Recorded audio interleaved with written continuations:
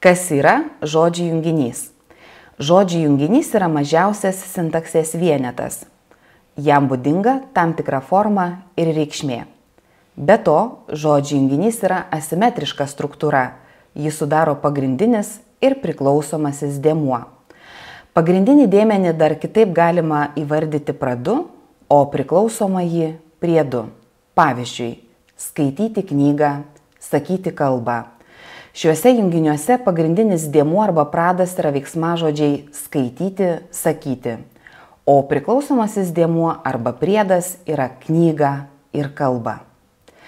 Tradicinės sintaksės darbuose žodžių junginį sudaro ne mažiau kaip dviejų savarankiškų, tai yra savarankišką leksinę reikšmę turinčių žodžių formos. Vadinasi, žodžių junginiais nebus laikomos tarnybinių žodžių ir pilnareikšmių žodžių samplaikos, pavyzdžiui, ant stalo, tik kalba.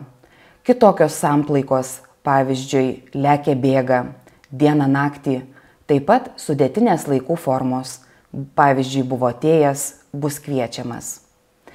Riba tarp žodžių junginių ir kitų sintaksės vienetų, pavyzdžiui, sakinių, nėra aiški, nes tos pačios struktūros dariniai, pavyzdžiui, žmogus eina, gali būti priskiriamas ir žodžių junginiams ir sakiniams. Vis dėlto tradicinės sintaksės darbuose pabrėžiama, kad žodžių junginiui nėra būdinga intonacija, ryšys su kalbėjimo aktu ir taip pat žodžių junginys neina komunikaciniu vienetu. Taigi žodžių junginys yra ikikomunikacinis vienetas, o sakinys komunikacinis.